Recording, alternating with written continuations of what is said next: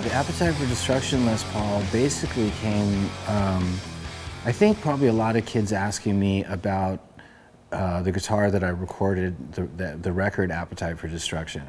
And someone had mentioned it'd be cool to have a guitar like that. And finally, after a while, I thought it would be, you know, having done a couple Slash model Les Pauls, it would be fitting at this particular point in time to do an actual Appetite for Destruction Les Paul. So it was basically an effort that was really for the fans, to do something for them. I think it's probably about it's probably about 6 years, an idea that's been sort of in the back of my head. And it's funny, it was just a phone call last year to Gibson to see if they really actually wanted to pursue it. You know, I wasn't really sure if they'd go for it, but I was really glad that they did. All right, so this is the Appetite for Destruction Les Paul. This is the original right here. Let's see, highlights on this guitar is, first off, is the Seymour Duncan, sort of Slash model, Seymour Duncan Alnico Pros, which are made exactly like the original pickups that I used in the 80s, which surprisingly enough, there's a pretty big difference by the way they're wrapped. And also some of the material that's used is sort of advanced over the years, and so these are like the originals. And it's got old-fashioned capacitors, were actually a little bit hard to find in this thing. And the jumbo frets, and it's basically just set up exactly like my original was. And that's basically it. The little details that make the Appetite for Destruction guitar, the original Appetite for Destruction guitar, unique is, you know, at the time it was very unique that it had Alnico 2 Pro Seymour Duncan pickups in it.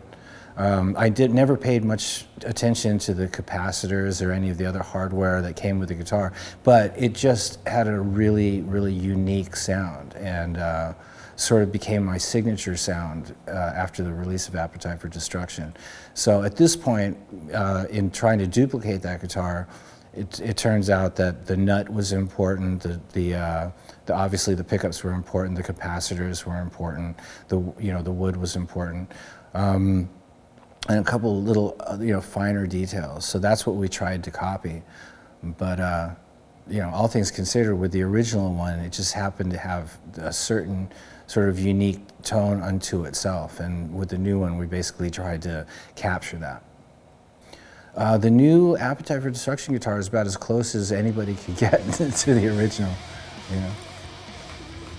If somebody had told me that the Appetite for Destruction guitar in 1987 was going to end up being as iconic looking and sounding guitar in 2010, I would never have believed him.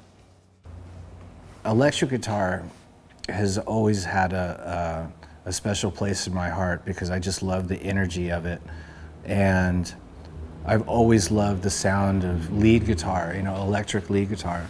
You know, Jimi Hendrix and Jeff Beck and Jimmy Page and all the different guys that I grew up listening to, and to this day, it still has such a sort of a crazy allure for me. You know, as soon as I hear an electric guitar, it's very inspiring, and it's just the look of the guitar. It's sort of like exotic cars or women, and something that just never gets old.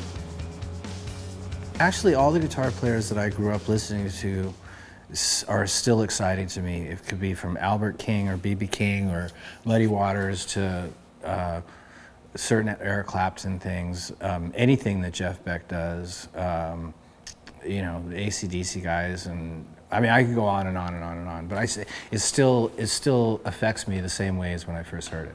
And there's some new ones that have come along over the years. It's been a little few and far between in the millennium as far as new guitar players, but I think you know, like Jack White was one of the guys who still inspires me to this day, and then and all the guys before him.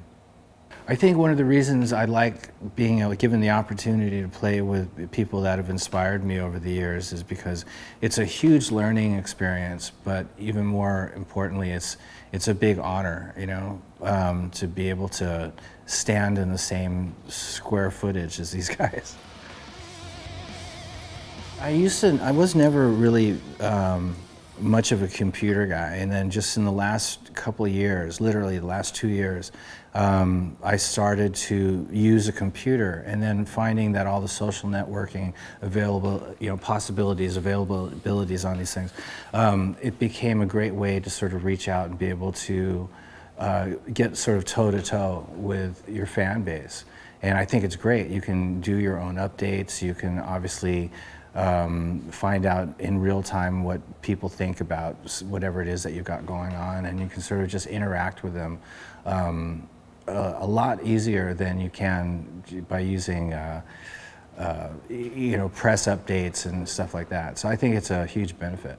Well, the cool thing about Twitter, is that you can speak directly with fans, again, in real time, and it just gives you a better idea as to the people who are out there, sort of a better impression of what people are like.